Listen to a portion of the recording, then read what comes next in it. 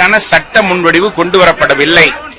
ஆனால் தமிழகத்திலே அரசியலுக்காக தமிழக மக்கள் மத்தியிலே ஒரு பரபரப்பை ஏற்படுத்த வேண்டும் என்பதற்காக தினந்தோறும் இந்த அரசினர் தனி தீர்மானத்தை கொண்டு வருகிறார்கள். இன்றைக்கு கொண்டு வரப்பட்ட தீர்மானத்தின் மூலமாக எந்த விதமான நன்மையும் இல்லை. நாடாளுமன்றத்திலேயே சட்டம் அறிமுகம் செய்யப்படாத நிலைமையில் ஏன் அவசரமாக தமிழகத்திலே ஒரு அரசினர் தனி தீர்மானத்தை கொண்டு வர வேண்டும்? யாருடைய வற்புறுத்தலுக்கு இந்த அரசு அடிபணிகிறது?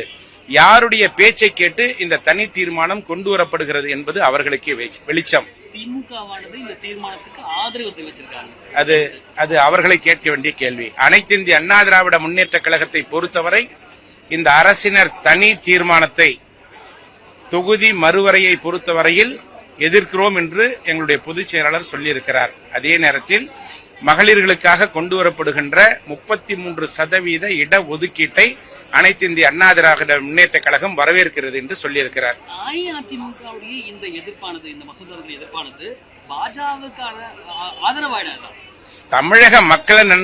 தமிழக மக்களுடைய நலனை மட்டுமே கருத்தில் கொண்டு எதிர்காலத்தில் 7.18 விகிதாச்சார அடிப்படையில் நாடாளுமன்ற தொகுதிகளுடைய எண்ணிக்கை குறையக்கூடாது என்றும் பரப்பளவு அடிப்படையிலும் மக்கள் தொகை அடிப்படையிலும் நாடாளுமன்றத்தினுடைய தொகுதிகளின் எண்ணிக்கையை அதிகப்படுத்தினால் வரவேற்போம் என்று சொல்லியிருக்கிறார்.